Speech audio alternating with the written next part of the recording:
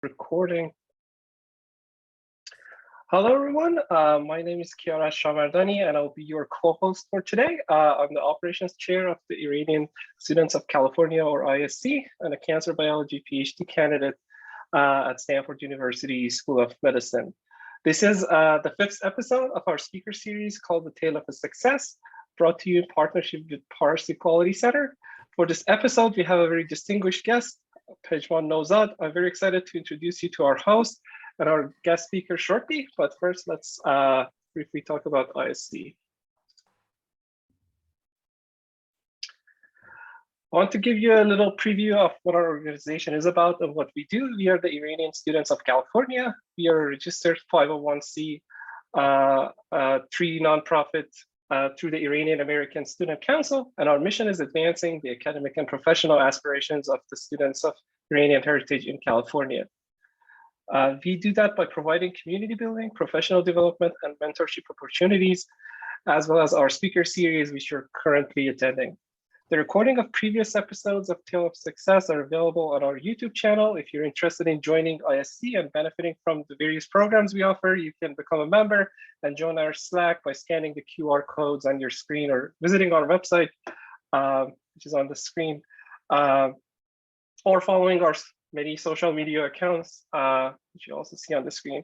On the right side of your screen, you can also see the Iranian student organizations across California that are affiliated with ISC. I also want to give you a quick preview of the next episodes of The Tale of a Success. Next month, we will host Lily Sarafan. In June, we will have Abdi Soltani, and in July, we will have Dr. Abbas Ardehali. You can sign up for the upcoming sessions, which are open to all, especially students and alumni, by scanning the QR code on your screen and visiting our website.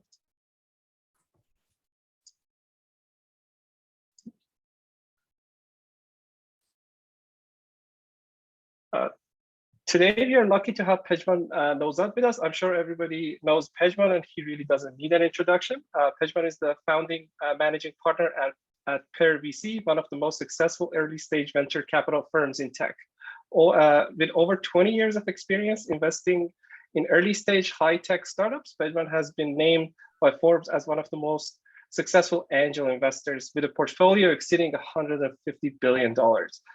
To honor the road he traveled as an immigrant, he was the recipient of the 2014 Ellis Island Medal of Honor Award. Among other distinctions, Worth Magazine named him one of the most powerful players in tech. Thank you so much, Pejman, for joining us. We are delighted to have you here with us tonight. Last but not least, let me introduce you to our host for this session, Amir Gholami. Amir is one of ISC's Speaker Series co-chairs and a postdoc in each department at Berkeley. Without further ado, Amir, please take it away. Thank you so much, Kirash. Welcome, everyone. Thank you so much for joining our event. I'm really excited to be hosting the 5th episode of The Tale of a Success today with our distinguished guest, Pejman Nozad. Pejman Jan, salam. Salam, Amir Jan. Thank you so much. And Kirash, I appreciate the introduction. I'm just so excited to be here, and I feel really honored that you invited me. I can't wait for this conversation. Again, thank you for welcoming me here. It's amazing what you have built. As you know, I'm a big fan of building communities, and especially among Iranian Americans. So kudos to you and congratulations for doing such a great work. Thank you so much. And thanks so much for accepting our invitation. We know you're very busy, so we really appreciate your time. So just to get things started, I wanted to first congratulate you for being recognized just recently, just last week, as the second person on Forbes Midas seed list. And this is for people who don't know, Pejman, we wanted to ask you to explain what is this Midas list. I think you're also the only Iranian on this list. So can you tell us a little bit about the Midas list?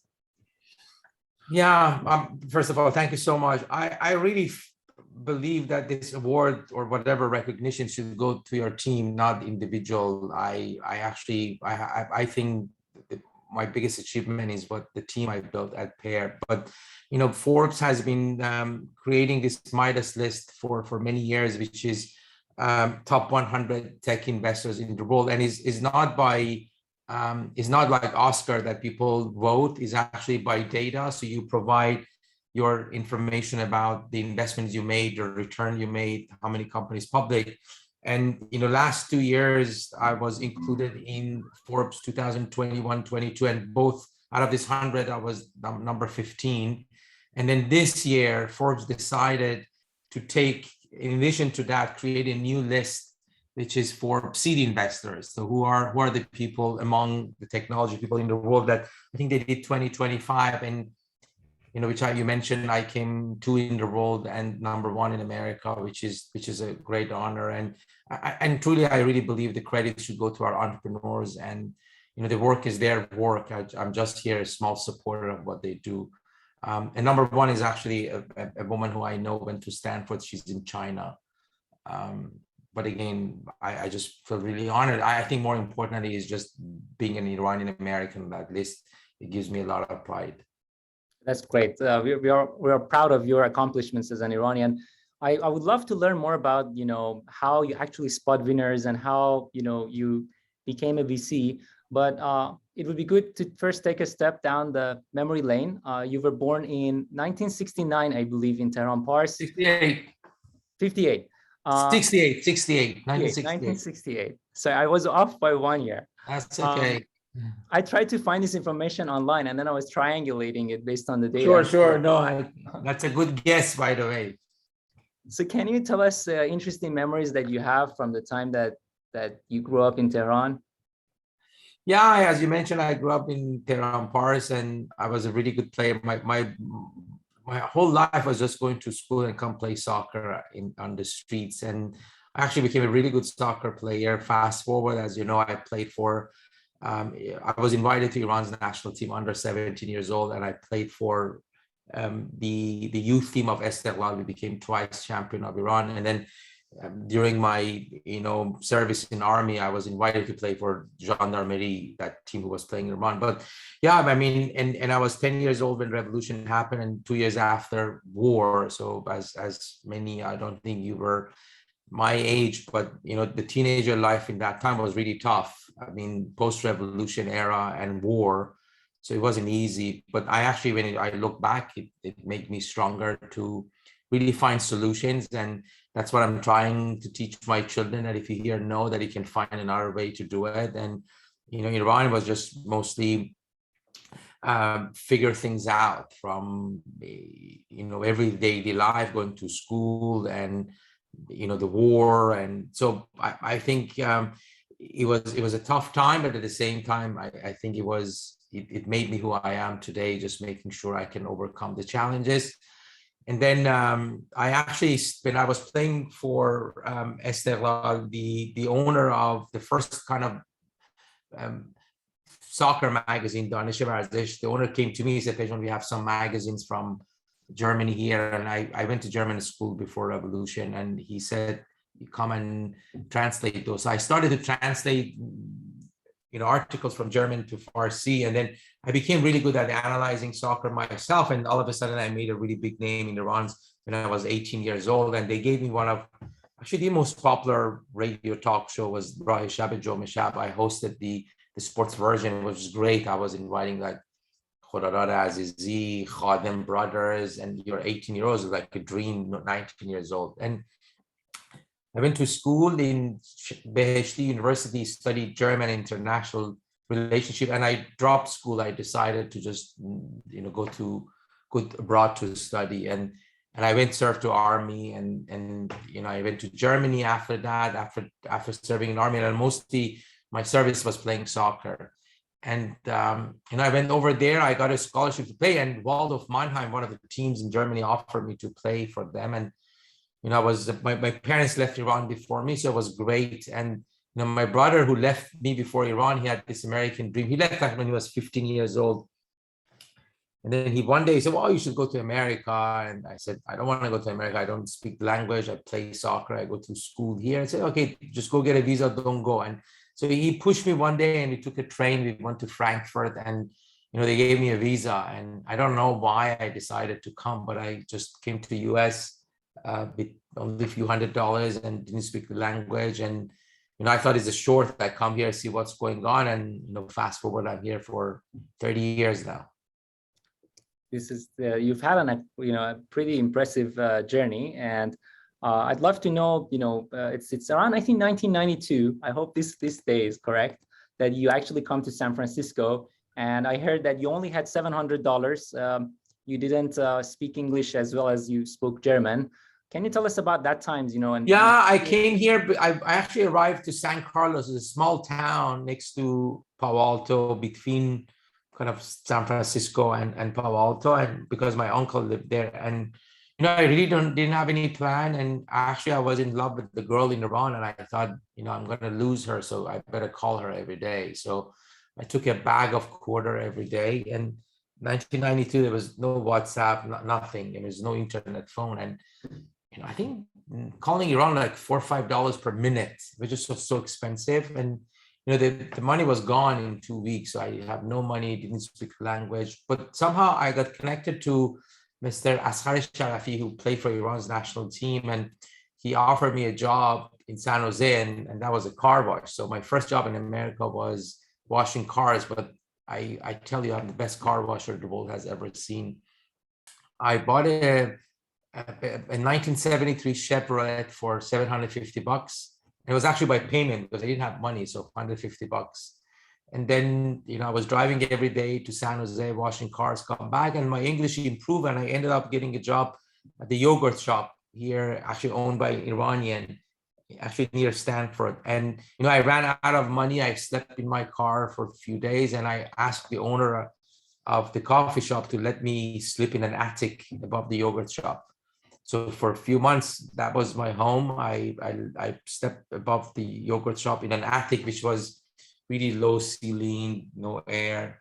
I was going out every night to get air. I come back, and one night police caught me. He thought that I'm actually breaking in, and I told him, I said, this is my home. And we became friends after. So he just said, okay, I got it. So he was coming to get coffee or yogurt. And so I was waking up every morning, 5 a.m., open up the coffee shop till 6 p.m. and go to college and come back again, study. And one of those nights, I saw an advertising that Medallion Rug Gallery in downtown Palo Alto is hiring salespeople. And I look at the yogurt shop, and I look at the gallery. Gallery was nice. I said, every Iranian thinks they know something about carpet. You don't, and you have an opinion about Persian carpets. And I thought I'm one of them. So I called, and, the owner really did not, rejected me right on the phone, because he asked, have you sold rugs? I said, no. Have you sold furniture? Have you sold cars? And nothing. And he said, okay, you're not qualified. So I insisted that he should meet me before he says no. And the next day I showed up with student tie. And then he somehow liked me and said, okay, you're hired. So the next day I showed up as a rug salesman, but they didn't let me sell rugs. They said, okay, you just flip carpets. So I paid a lot of attention at what's going on, and I became a really good rug salesman. And Persian rugs, people come to your store and they said, I'm looking for rugs for my living room. They look at rugs, and you take all the carpets, you go to people's home. So my job was going to people's homes, spend a couple of hours with them and their families, and while selling rugs. And I got to know them, they got to know me, and became really good friends with them. After a few years, I realized that all of them are venture capitalists, founders, and CEOs. And it was like, I was like amazed by obviously the wealth, but more importantly, when I was asking, what do you do? I mean, everybody was building something based on knowledge. And for me, I always thought businesses is like you build something like this and you sell it. And it was, for me, just astonishing that you can create so much value, create jobs, and building big companies based on knowledge. And I decided I want to be one of them. I said, maybe this is the most important time of my life, and I have an opportunity. So I knew I'm going to play in NBA, and I never become LeBron James, but I can be the best agent. So I knew my strength was the network. So I started to put a lot of networking events at the Rug Gallery. And this is kind of unheard of, late 90s, and people really loved it. I remember once I brought the entire partnership of Sequoia Capital to the Rug Gallery. I invited every single Iranian entrepreneurs, tech executive, lawyers I knew. It was like 150 people came. And Sequoia would really love that because they saw so many people. So anyway, fast forward, I partnered with the owner of the gallery, and then I didn't have money, so it was their money. And then I I borrowed money from them to pay back, and then we started to invest in startups. And I think I have the worst track record in the history. When I started, I invested in really terrible companies, but I learned the world around me little by little. I kept going, I kept learning, and people took my calls. They started to take my calls really seriously, and entrepreneurs really liked me to help them to talk to the others investors. And I ended up being the first investor in Dropbox, and SoundHound is actually going public next week. I invested in Pejman Mohajer, was a PhD student at Stanford. It took 17 years, but he did it, and many others. So, fast forward, I invested in many companies. Most of them didn't work. The one it worked became really big companies. And then I started Pear. Around 2009, when I was doing solo investments, I felt that entrepreneurs raise the seed round, but nobody is helping them the way they should help them. And I decided to build an institution to serve founders in the earliest stages. And I knew I wanted to partner with entrepreneur, not an investor, because I felt the DNA of the firm should be helping companies and building and shipping product. And I covered the networking, the financing, and know-how of at Silicon Valley. So I reached out to my current partner, Marc Andreessen. She's actually pretty amazing. I invested in her second company in 2003.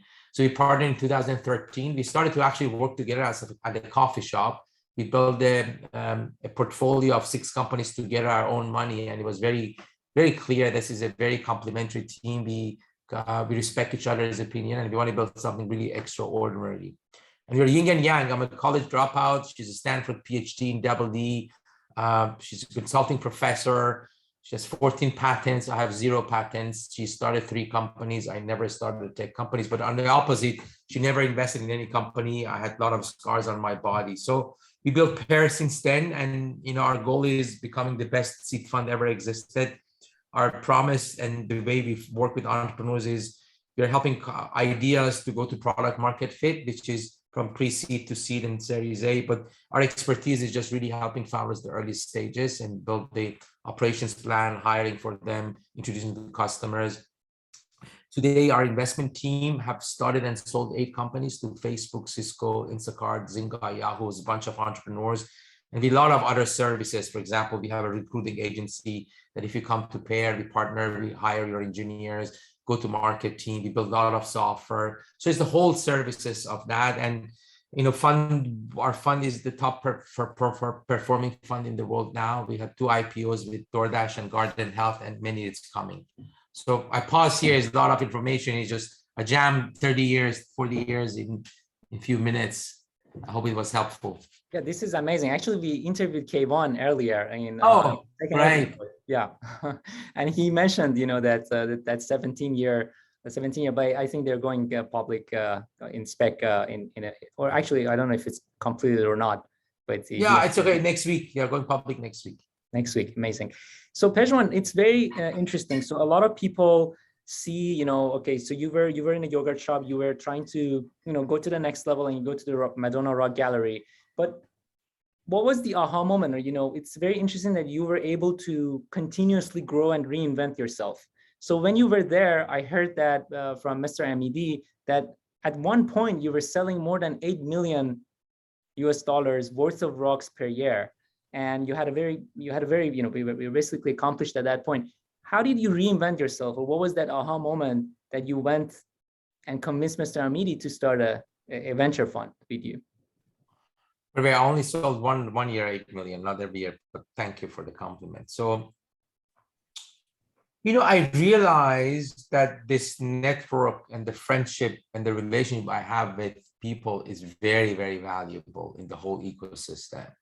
And I felt I can leverage it because that's what it matters. At the end of the day, companies are built by people. Obviously, the ideas are great. And I felt I'm a center of the most important community in the tech in the world. And I have an advantage to anybody else that I can go to people's home. I know their families, their spouses, their children. I hang out with them. So that was the beginning, like really leverage the network. And I wasn't afraid of failure. I'm still not. I think one of the things I think drove me, I was never analyze that if things doesn't work, what will happen to me. I just kept going and doing things. So, and I learned, and I wasn't afraid to learn. At the same time, I think this is the essence of Silicon Valley, that, you know, the whole town opened its arms to me, and they didn't judge me, and they gave me opportunity. And, you know, I started to give before I get. I helped a lot of entrepreneurs to raise money before I was an investor. I brought them advisors. I surrounded them with great people. And then, you know, fast forward, I started to learn the business. I learned that how it works, what type of families I want to work with, you know, a lot of signaling risk.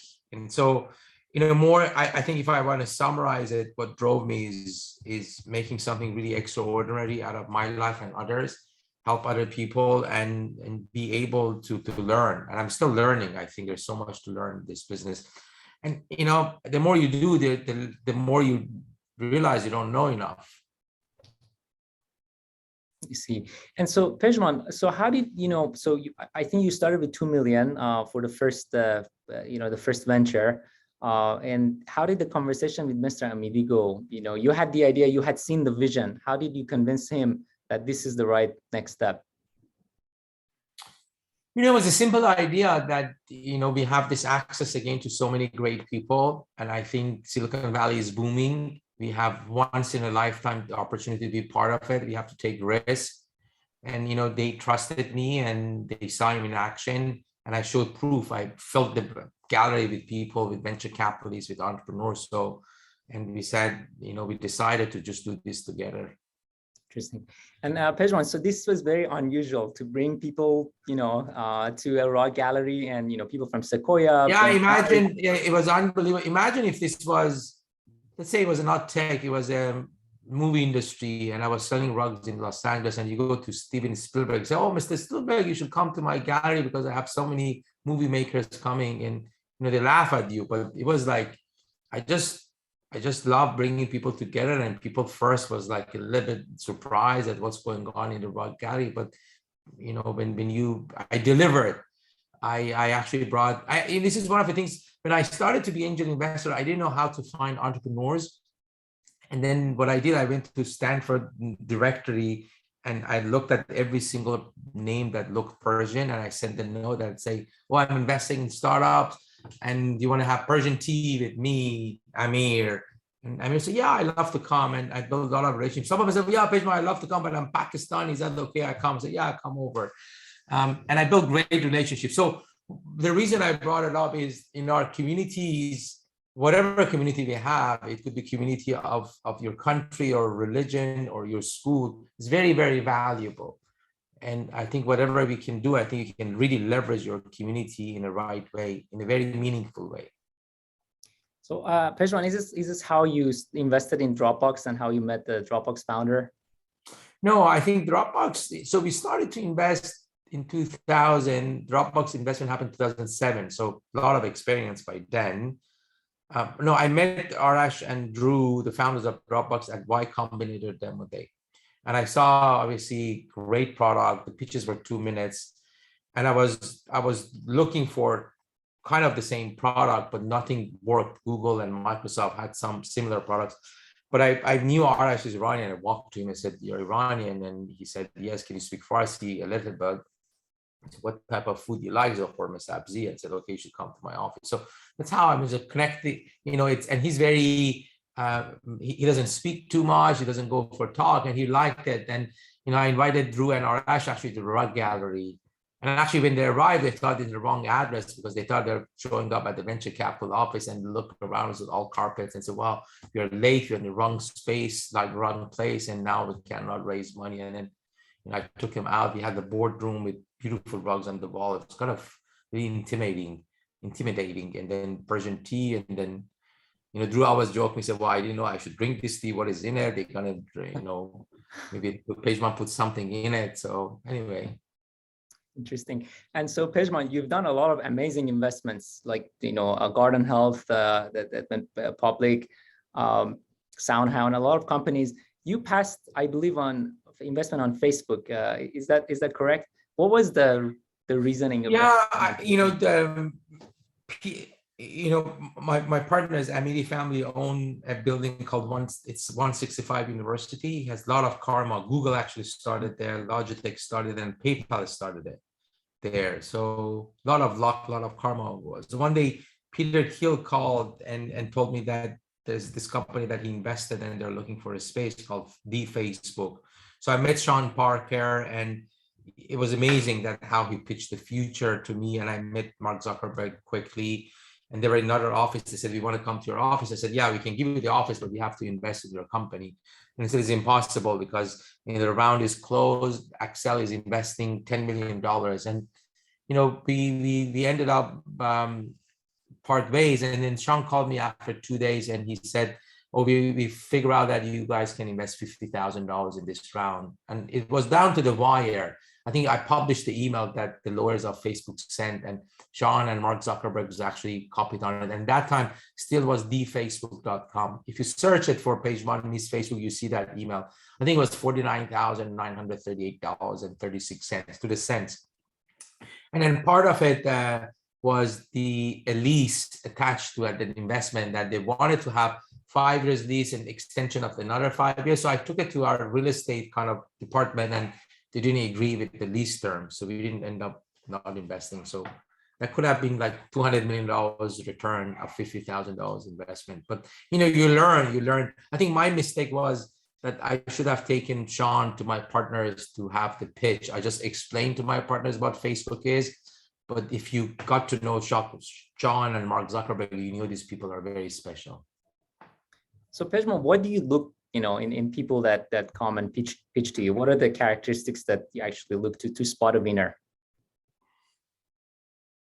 Yeah, I think, commitment to be an entrepreneur. I think I really push them to see why they're doing what they're doing and why now. It's very, very important. I like founders who are really close to the problem they're solving. So really good understanding of the market and product, deep understanding, not on the surface, that what's going on in the market. We really like founders who are paranoid in a healthy way. Those are who wake up every morning and really have a vision, but they question themselves.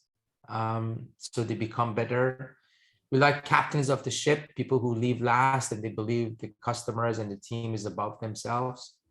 We really like the teams who have history together. Either they went to school together, they rock climb every week together. So something in common. That doesn't mean that you have met each other 3 months ago, we don't invest, but those are, kind of the, more better signaling for us. And then people they can really articulate their vision. It's very, very important. I think I like to see the future through the eyes of entrepreneurs, not myself, and people who can clearly describe a future that I've never seen are the best entrepreneurs. And it's very, very hard to make it very simple to explain what your company does in 10 to 20 years in a very authentic way. Most of the founders, when you ask what this company looked like and so on, they either explain the value of the product, but not the impact of their company. So they're visionary. It's very, very important. And, that's one. And if these are all check mark, we look at the size of the market. Some founders are brilliant. The product is great, but the size of the market is too small. And then it cannot be venture backed. We are looking for the companies that they can get, 100, 200, 500x return of our investments. Interesting. And Pejman, I think before you know Mar, you actually invested in her husband's company, Danger, which was later acquired by Microsoft. And then he later went on to start Android. So any interesting stories there? Yeah, actually, it's very interesting because I met Andy Rubin, who started Danger with Mar's husband, Matt, and then they became Android at the Rug Gallery. At the time, we started to be investing, and I said, what do you do? And he said, I'm an entrepreneur. So Mr. Amidi and we went to their office, we loved them, and we gave them money. And then Mar is telling me that nobody was giving them money in the Valley. And then they were living on Mar's credit card. And when Mar heard that a guy in Rug Gallery gave her husband money, he said, oh, you should return this money. This is mafia money. And then maybe it's illegal. And then I got to know Mar through Matt, and I invested in our second company in 2003. Yeah, this is a 22 years amazing relationship with Matt and Mar and the family. Interesting. And so then later you start Pear with Mar. So you briefly mentioned the reasoning, but you could have continued. In 2013 you were super well-known investor. So why start Pear instead of continuing as individual? Yeah, I just felt that I learned enough, but I want to learn more, and I want to help more entrepreneurs. And I think I want to have a bigger impact on the world by helping entrepreneurs really building category long-lasting companies that can make lives better for all of us. And I was hungry to learn, and I decided to build this institution to do more.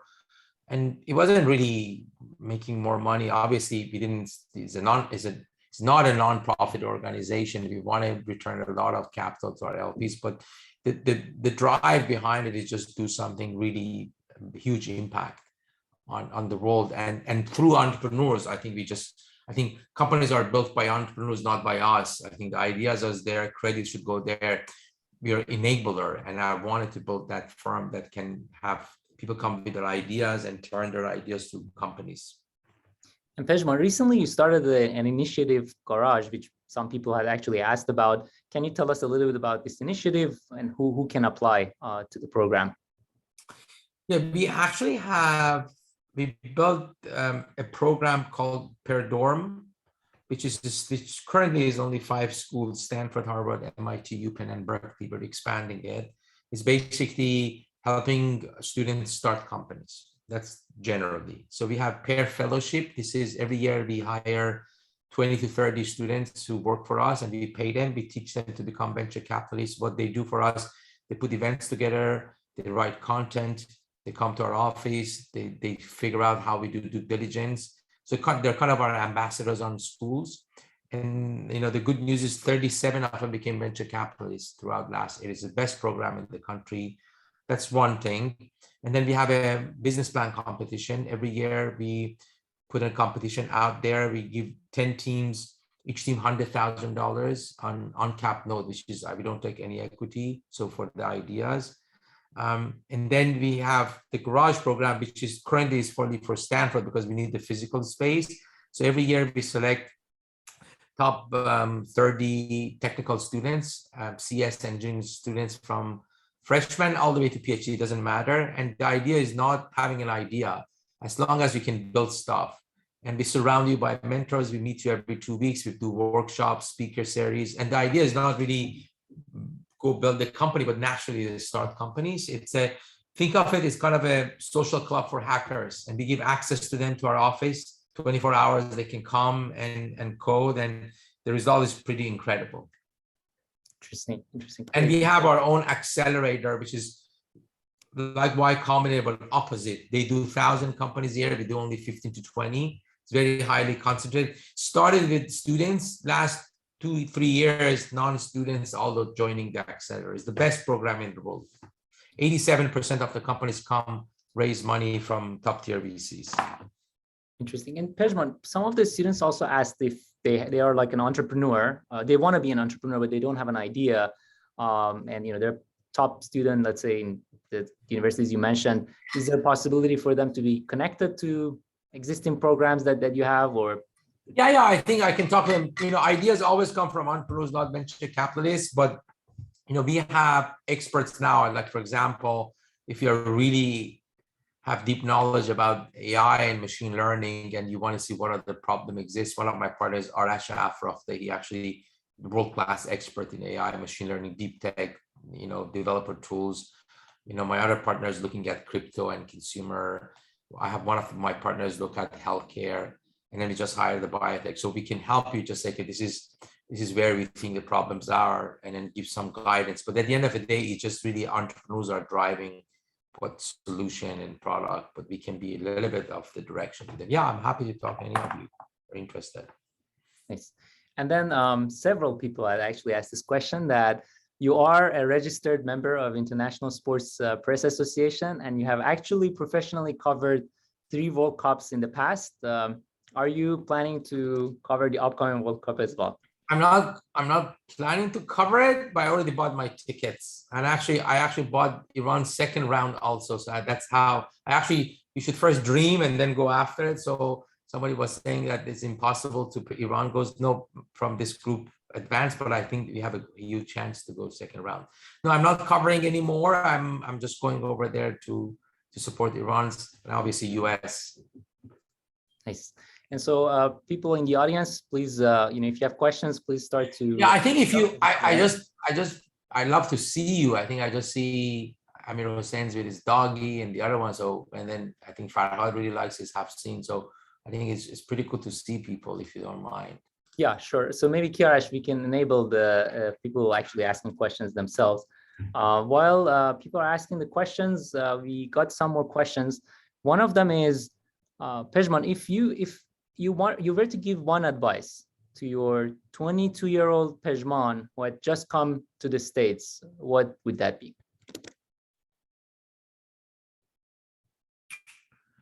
I don't think we should put any limit for our dreams and what we can achieve. That's one. The other one is just, constantly learning.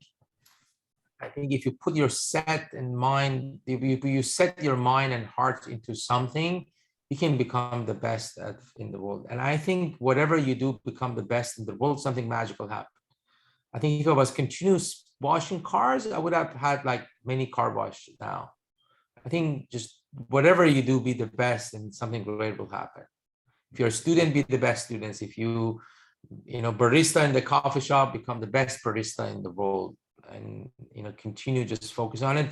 And one of the things I forgot, and I think it's worth saying it about the type of entrepreneurs I really like are the ones who really invest in themselves. Means as the company grow, they invest in themselves to grow as a person. They learn so much. I remember we took like 20 students 2 years before Dropbox went public to Dropbox office, and Drew was a CEO and he's still CEO. And one of the students asked Drew, you were a hacker when you started Dropbox. Now you're taking a company public. How did you become from a hacker, you become a CEO? And he said, yes, when I started Dropbox, I was a terrible CEO. I was a hacker and I decided that I can learn. So I started to read a lot of books. I listen to podcasts. I surround myself with the right people. And now, today, he's not only CEO of Dropbox, he's actually on the board of Facebook Meta. So it's pretty incredible growth. He actually has a series of books that he published. These are the books he read. If you Google it, Drew Houston book recommendations, 17 books. Most probably you have read some of them. But it's incredible, simple books about management, entrepreneurship, focus. And the other characteristic of the best entrepreneurs is just insane amount of focus. They spend time with two things, with their team and with their customer, nothing else. Don't hang out with investors. Don't go to happy hours. Nothing happens. Only spend time with your team. Interesting. And then, so Kiarash is enabling the sharing of video, and people can actually ask, can turn on their video and ask. While we're waiting for that, last question. I know you, Pejman, you also asked this question. What's your favorite Persian food? Oh, I love Fesenjun. I love Fesenjun. It's Nice. no brainer. Great. My wife cooks like, grandmas. She's very good. Great. So let's actually ask I'm not sure if Moni Saidi, if he can actually unmute himself and ask the question. Is that possible, Kiarash? I can give him access. Oh, there's some people asking questions, but I don't see them. In the Q&A, maybe I can ask Moni's question. So Moni says, hi, Pejman. After experiencing the magic of Persian tea in building relationships, which brand of Persian tea has become your personal favorite? Well, I just don't want to do free marketing for them. So, no, I think I like, I mix few teas, the Ahmad tea, and I think it's like Gulabi or Gulab. I mix both. So, and I add cardamom. Nice. Parinaz Khosravi is asking, why did you name the company Pear? Oh, that's a good question. when we started the firm, my partner, Marc Andreessen, said, Pejman, everybody knows you. So let's put your first name and obviously her first name. So the name of the firm was Pejman Mar Ventures. Both of us never want to have our name at the door. Both of us, we wanted to build a firm that outlasts two of us. And we said, we don't want people come here and they feel they're working for us. They want to work with us. And we want to be partner, empower them to grow and really run this firm. And we always want to change the name. And, I always thought ideas, entrepreneurs are like fruit. They need water, they need soil, they need farmers, somebody take care of them. And I actually thought pomegranate is the right name because it has so much to Persian culture and there's a lot of seed we see. And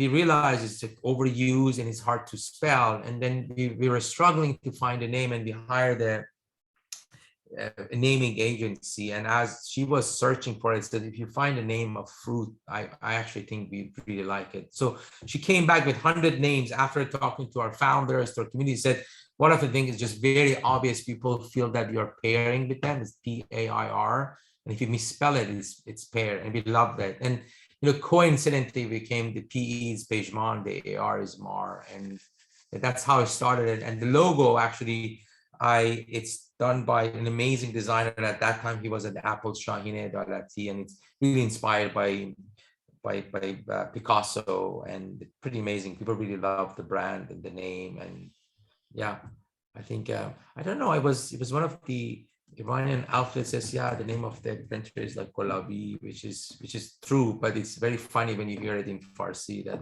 you have a Golabi venture capital. Is pretty cool. Nice. One of the attendees is asking, what would you do differently if you went back?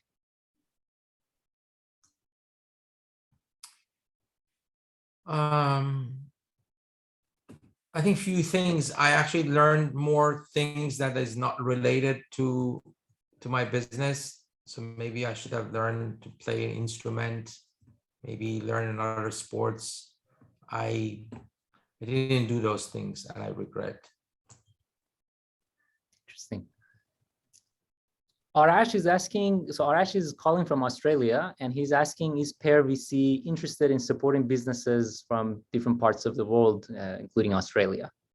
Yeah, we invest everywhere. Obviously, the concentration is in the US, but we have invested in companies in Europe now, in Korea, we have 8 companies in Latin America. We really believe now, entrepreneurship is global. So I think if you have an idea, you should send me your deck. Great. Omid is asking, he would like to know, as a young entrepreneur, how he can find reliable investors. That's his first question. His second question is, how can he create a strong network like what you did in post-COVID? Yeah, I think investors you can always reference from other VCs, from other entrepreneurs. It's actually easy. There's always a 1 degree of separation. You can find people who work with them, but just don't rely on one person who worked with me, and just talk to people who had a tough time working with me and how I help them. So that's easier. How can you build a network? I think network building should be start really small. I always believe people think they have to put like big things together. Start really small, go right where your community is. And I think you have to be very passionate about building network. It just is not like, okay, I'm going to work, 9 to 5 and I'm going to go build my network after 5 p.m. or networking. It's really has to be very authentic. Some of my partners don't want to network. They're actually great at content writing and the right content, but they don't want to go. I'm opposite. I just love to meet people. I put events together. So find something that is very authentic and you can do for the rest of your life, not only because of your work you're building your network. You have to love it. Great. Human is asking, what's the best way to network online? So related to this, what do you think can be done now that people are doing more of the Zoom type meetings? What is the best way to do kind of the Zoom things here? Or maybe different, do you have suggestions now that people are more doing things remotely, a suggestion for remote networking?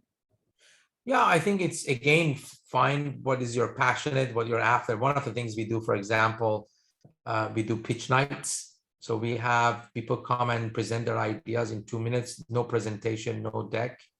And sometimes we announce that for healthcare, sometimes for robotics, sometimes for climate change. And we bring a bunch of judges and provide feedback. Has been amazing for us to people come and, not only participate, some people come and watch and listen and learn. So it's very easy to set these things up, or, sometimes it can be around particular topics. You can discuss a book, find like-minded people who are reading books, read those books, can come and discuss it online. So there's so many different things you can do online. I actually, one of the things we did for our team building, we brought I think there are so many of these, services available. It was a chef that he taught us how to make like pasta, for example, or actually pizza. I don't remember. So it all depends, but find something that you really love to do. Otherwise, it's not authentic. Interesting.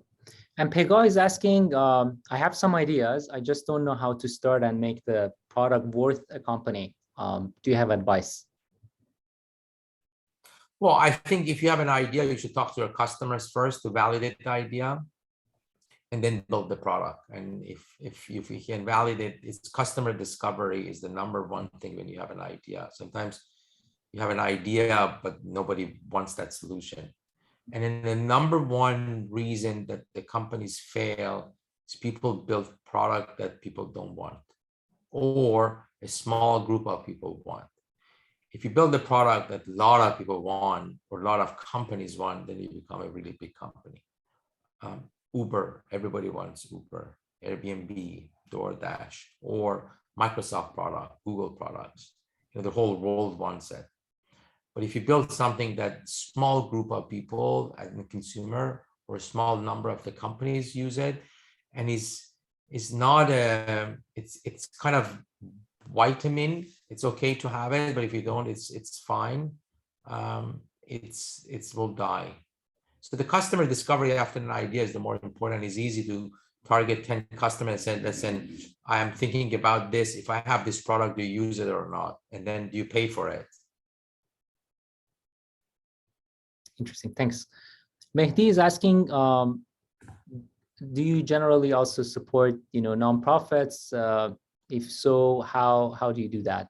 Perhaps maybe a different way of asking this is, in VC, maybe let me ask a different version of this. Like, as a VC, like, how do you invest in nonprofit causes, like, for example, climate change?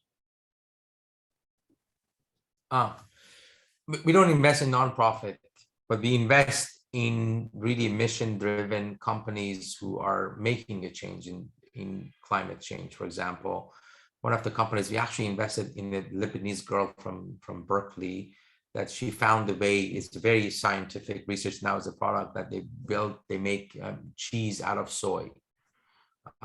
So you can imagine that how much it will impact the gas emissions, and it's pretty incredible. A company called Noble, and last round Bill Gates invested. The company worth over $300 million now. So, and we invested in another company called Aurora Solar. They're the #1 software company to in the solar industry. So basically, you give your address and your electrical bill, they instantly give you the design and engineering of your solar system. So there's nobody comes to your home. They use Google Map, Google Earth in their own software. So that's one thing. So and we invested in Garden Health that saves a lot of cancer patients. So but our job, by the way, you have to know, venture capitalists, we raise capital from people. We invest the capital. After we invest, when the money comes, first we pay back the investors and we share the profit. 80% of the profit goes to them, 20% comes to our company. The misconception is people think billionaires give us money and we make them richer, but that's not true. Majority of venture capitalist money is from nonprofit organizations and foundations. For example, for us, University of Chicago, Duke University, nonprofit foundations who are making home for homeless people in America, firefighters endowments. This is their money in our hand. We invest in their money, and then that's why the responsibility is really high. We wake up every morning thinking about, because we work for them. It's not okay to lose money of firefighters. If you know how important it is, and that translates how important is your job as an entrepreneur and us to really protect that. So I think venture capital firms or venture capitalists, we really fail to deliver that message. The majority of the capital that we invest, it comes from nonprofit and foundations. Obviously, we have investors, founders of Uber or DoorDash or Dropbox investor in our fund, but over 85% of our capital is from nonprofit organizations. It means nothing to us.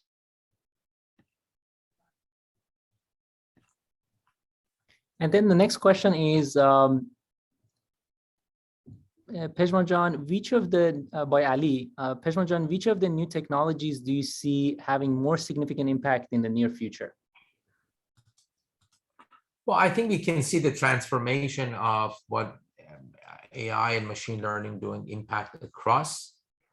We really believe biotech also the next decade would be a new era of biotech companies. This is a conversion of a lot of data, cheaper genomics.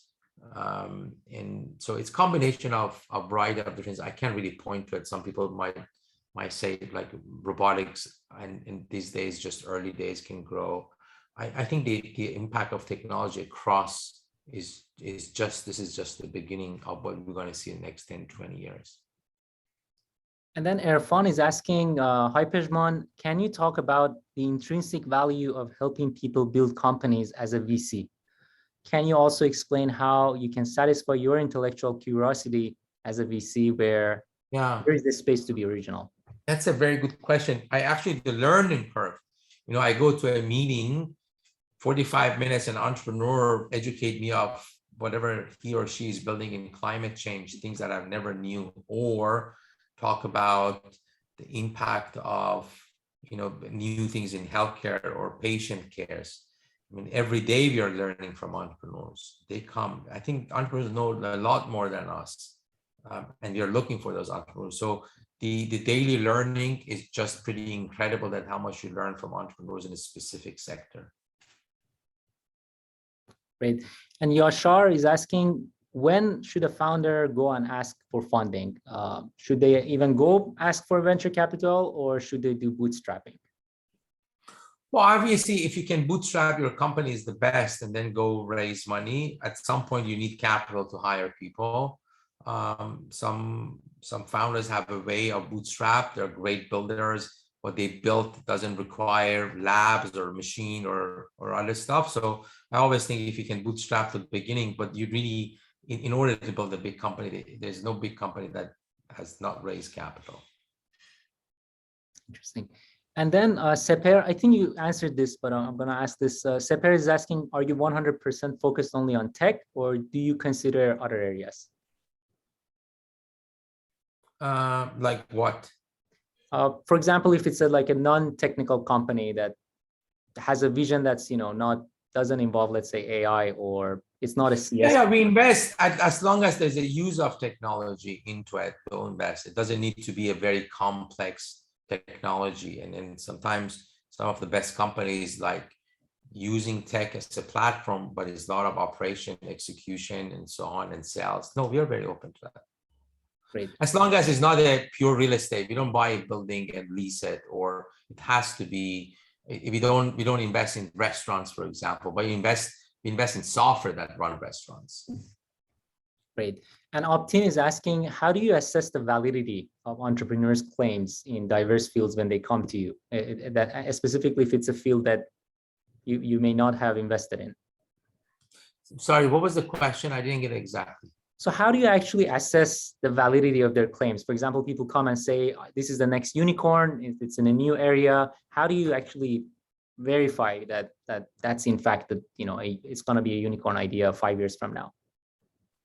Yeah, the size of the market, we have a way of understanding the market sizing, and it's very simple. The validation of idea, if they have a product, we can discuss it, and most of the time we invest, people don't have the actual product, but really spending a lot of time to get to know them, their background, what they have built before. Is this something they really understand? So it's a combination of that. And if you don't see product, it's okay. And we take risk. And I think the right entrepreneur proves that they understand how to build products, and their history and their background or academic research will show that to us. Great. And then one other question is in terms of like the VC economics that you mentioned. Can you briefly explain how actually as a VC, like what's the economics, of you raising money from you have limited partners and you're raising money and then you're investing it. Can you briefly explain that? Yeah. So basically you go to investors, which is called limited partner. You raise some capital, let's say $10 million. Let's take it that $10 million. The life of the fund is 10 years.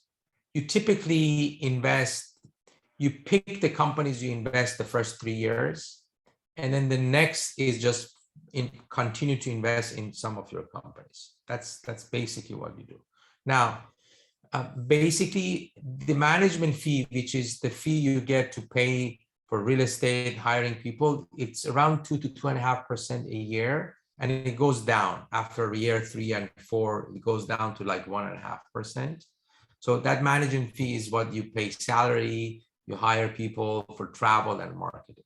Now, when you invest in companies, obviously you collect shares of multiple companies. Let's say you invest in 30, 40 companies, 20 of them die, 10 of them you return your money, 2 or 3 of them return 2 times your money, but 1 or 2 becomes like 50, 100x. So after you receive the proceed of the investment, you make profit, you have to pay that $10 million back. That includes even the fees you got to pay.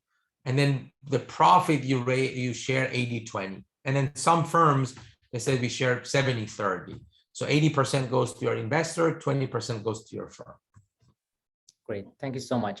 And then one of the users is asking, Pejman, you mentioned that you came to San Francisco, you spent all of the money to call your girlfriend at home. They're asking, what happened to that story? That's a good question. It's actually, she's my wife. I think this is maybe the best investment I've ever made. Best $700 I invested. We have 2 beautiful kids, and I'm just really proud. So I think that's the highest return of any investment I've ever made. Great, amazing. Thank you so much, Pejman. We are out of time. There are a couple more questions, but the ISC board, please, unmute yourself. Let's thank Pejman for Thank you so much, everybody. These are good questions, tough questions. I like it. Thank you so much. Thank you. Shoot me an email if you want, and count on me if you want to host any other events. I'll be more than happy. Great. Thank you so much. Have a good night. Bye-bye. Merci. Bye. Khudafis. Right.